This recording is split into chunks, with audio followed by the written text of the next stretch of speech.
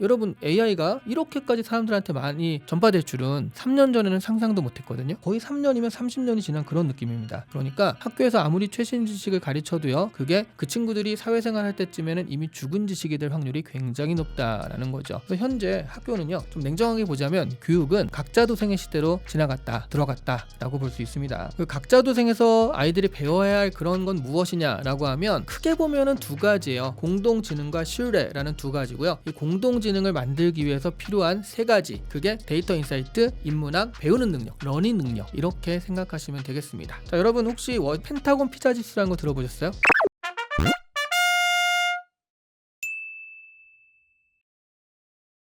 일단 말씀하신 젠스랑 같은 경우에는 2024년에 두바이에서 열린 강연에서 이렇게 얘기를 한 거예요. 지난 10에서 15년간 이 무대에 선 사람들은 전부 다 코딩을 배우라 라고 말을 했지만, 나는 오히려 반대로 얘기한다. 코딩이나 과학 이런 것들보다는 AI가 코딩을 해주니까 사람은 말로 시키면 된다. 차라리 전문성을 쌓을 수 있는 과학, 제조업, 농업 이런 것들을 배우는 게 좋다라고 젠스랑이 이야기를 했습니다. 그런데 젠스랑만 이런 얘기를 한 건 아니에요. 실리콘밸리의 사람들, 그리고 이제 세계적 석학이라고 하시는 분들이 다 비슷한 얘기를 했어요. 피터 틸, 실리콘밸리의 설계자라는 얘기를 듣는 사람이 피터 틸이죠. 페이팔 창업자이기도 하고요. 피터 틸 같은 경우에는 버블은 인터넷이 아니라 고등교육이다 라고 한 적이 있고요. 그래서 차라리 대학 갈 시간에 뭘 만드는 게 나아. 이 사람은 또 투자자거든요. 그러니까 2년에 25만 달러 주는 장학금을 주면서 그런 사람을 찾는다 라고 해서 프로그램을 운영하기도 했죠. 그리고 또 이런 얘기하면 빠지지 않는 사람 있잖아요. 일론 머스크. 일론 머스크도 한마디 했습니다. 대학은 배우러 가는 데가 아니라 재미로, 그리고 과제를 해낼 수 있다는 점을 증명하러 가는 곳이다. 이런 정도로 얘기를 했어요. 배우는 게 아니라는 거죠. 그래서 일론 머스크 같은 경우는 아예 학교를 만들었어요. 자기식으로 교육할 학교를 만들어서 운영을 하고 있고요. 유발 하라리 같은 경우는 사피엔스를 지은 유발 하라리 있죠. 이런 사람 같은 경우에는 학교가 가르치는 구체적 지식 대부분이 2050년쯤이면 쓸모 없어질 것이다. 그러니까 진짜 필요한 건 자신을 반복해서 재발명하는 능력이다 라고 이야기한 적이 있습니다. 모두 다 무슨 얘기를 하는 거죠? 학교는 그다지 필요가 없다, 이런 얘기를 하고 있어요.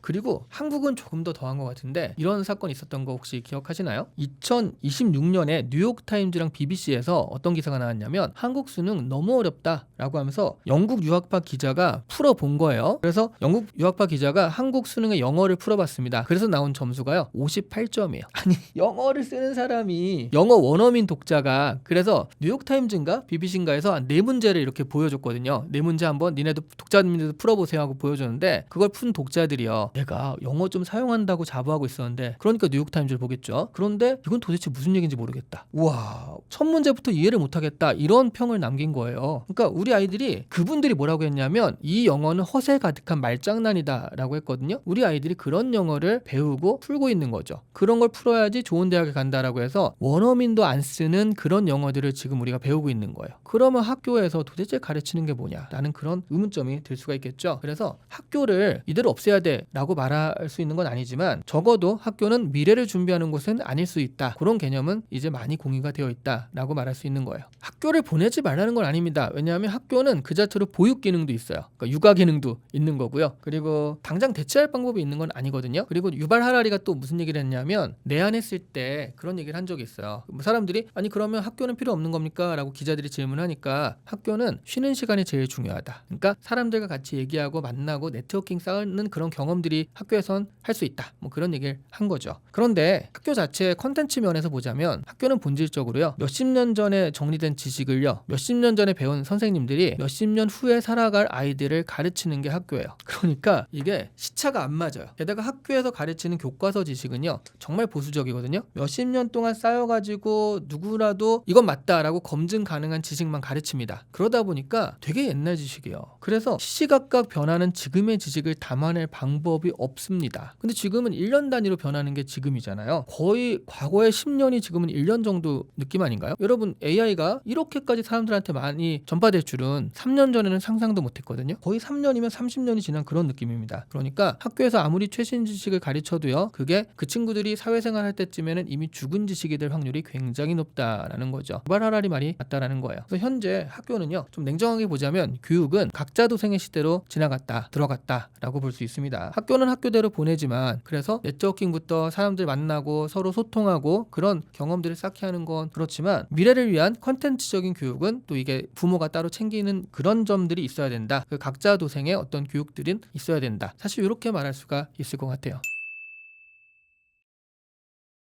그 각자 도생에서 아이들이 배워야 할 그런 건 무엇이냐라고 하면 크게 보면은 두 가지예요. 공동지능과 신뢰라는 두 가지고요. 이 공동지능을 만들기 위해서 필요한 세 가지. 그게 데이터 인사이트, 인문학, 배우는 능력, 러닝 능력 이렇게 생각하시면 되겠습니다. 자, 그러면 공동지능 얘기는 계속 했으니까 이 공동지능을 만들기 위한 세 가지 이걸 좀 살펴보면 일단 처음에 데이터 인사이트. 데이터 인사이트는요. 숫자를 읽는다라는 게 아니라 숫자의 의미를 읽는 겁니다. 자, 여러분 혹시 펜타곤 피자 지수라는 거 들어보셨어요? 펜타곤은 미국 국방성이잖아요. 국방성 옆에 피자 가게가 한 4-5개가 있는데 어느 날 보니까 이 피자 가게들이 한 4-5군데 전부 다 매출이 3-4배 이상 뛰는 거예요. 여기 갑자기 왜 이렇게 뛰지? 라고 했는데 다음날 큰일이 일어납니다. 뭔가 큰일이 일어나요. 그래서 이번에도 뭐 어떤 일이 있었냐면 펜타곤 피자 지수를 측정하는 사이트가 있거든요. 거기서 평소보다 3-4배 이상 그 지수가 높게 나온 거예요. 그러니까 어떤 사람이 혹시 내일 이란 공격하나요? 라고 했는데 그 다음날 이란을 공격했습니다. 베네수엘라를 미국이 침공할 때도 펜타곤 피자 지수가 치솟았어요. 그러니까 펜타곤 옆에 피자 가게 매출이 늘어날수록 그 다음날 군사행동이 있을 확률이 높다. 왜 그렇죠? 야식. 펜타곤 직원들이요. 국방성 직원들이 단체로 야근을 한 거예요. 미국 사람들 야근 안 하잖아요. 근데 이 사람들이 단체로 야근할 정도. 모든 피자 가게 매출이 3-4배 이상 늘었다는 얘기는 그만큼 너무 많이 야근을 한 거거든요. 엄청난 큰 결정이 있을 때. 그래서 펜타곤 피자 지수를 보면 미국이 어떤 군사적 결정을 할 때가 됐다. 뭔가 큰일이 일어날 때가 됐다. 그래서 같이 얘기를 하는 게 펜타곤 피자 지수입니다. 이게 데이터 인사이트예요. 그러니까 상관없어 보이는 두 가지가 얘 때문에 이게 일어날 수 있구나를 판단하는 거거든요. 데이터들은 있거든요. 근데 이 데이터가 연관이 있다라고 내가 가설을 세우는 겁니다. 근데 그게 배우 인구가 많으면 장사가 잘 된다. 이런 거는 누구나 하는 가설이잖아요. 그러니까 사람들이 잘 모를 만한 펜타곤 피자 지수 같은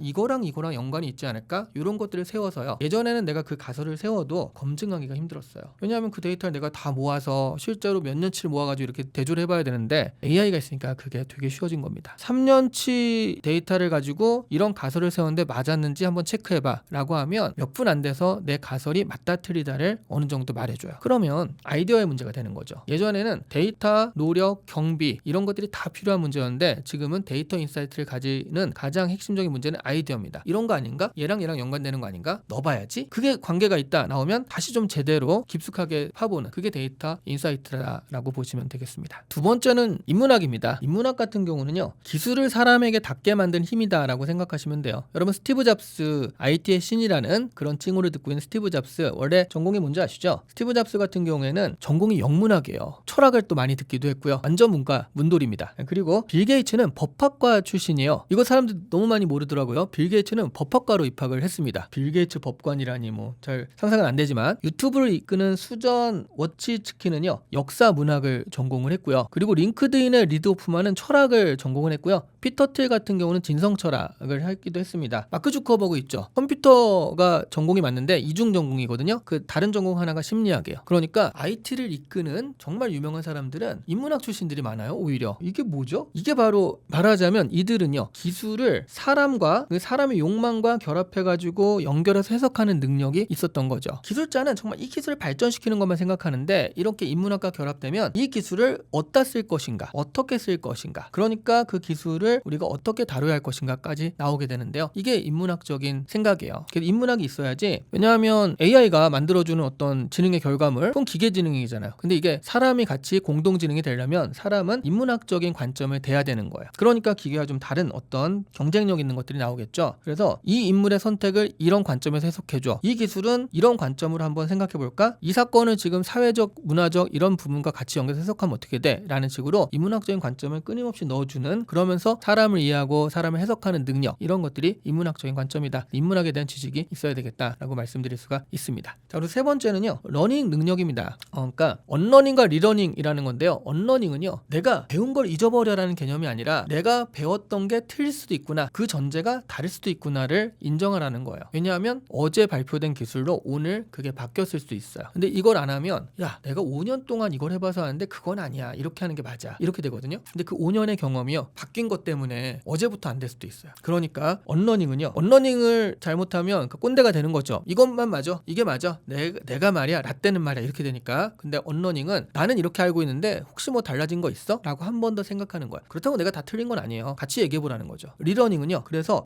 이게 새로 나왔구나. 어떤 일을 새로운 방식으로 익히는 겁니다. 여러분 글쓰기는 꼭 손으로 해야 된다. 심지어 아직도 좀 옛날 작가분들은 원고지에 글쓰기를 하시거든요. 근데 글쓰기라는 건 변하지 않겠죠. 근데 하는 방식이 타이핑으로 변하기도 하고 AI로 변하기도 할 겁니다. 그러면 리러닝은 글쓰기라는 본질은 유지하지만 그걸 하는 방식 자체를 내가 새로 배우는 것들이에요. 언러닝과 리러닝 이런 능력들은 AI가 발전하는 이 시대에 가장 필요한 능력 중에 하나입니다. 안 그러면 순식간에 뒤처지게 되거든요. 자, 그리고 마지막 하나가 신뢰예요. 이게 제일 중요해요. 왜냐하면 AI가 콘텐츠를 무지막지하게 만들어내거든요. 그러면 예전에는 이 콘텐츠를 내가 다 보고 판단했단 말이죠. 정보 같은 것들도 다 보고 판단을 했어요. 근데 이제는 그 정보를 볼 시간도 없고 내 뇌 용량도 그렇게 안 돼요. 그럼 그 다음에는 뭐가 나오냐면 큐레이션이 뜹니다. 자, 이거 다 보지 마시고 요거랑 요거랑 요거만 보세요. 자, 우리 시안책방도요. 제가 책 하나 소개하는 것보다 뭐가 여러분들이 더 클릭하시냐면 초보가 보기에 좋은 추리소설 탑3 이런 거 되게 좋아하세요. 그렇죠? 뭔가 큐레이션 해주는 거. 그래서 우리 경제 유튜버도 보면 경제를 이렇게 종합해가지고 이것 하세요라고 하는 게 큐레이션이잖아요. 그래서 그 경제 유튜브를 보는 거거든요. 이런 큐레이션 서비스가 뜨게 될 수밖에 없죠. AI 콘텐츠가 많아질수록 이건 더 중요해져요. 근데 한 단계 더 가면 큐레이션도 너무 많은 거예요. 여러분 경제 유튜버도 너무 많죠. 그러다 보니까 됐고 나는 그냥 이거와 저거만 볼래 이런 사람들이 늘기 시작해요.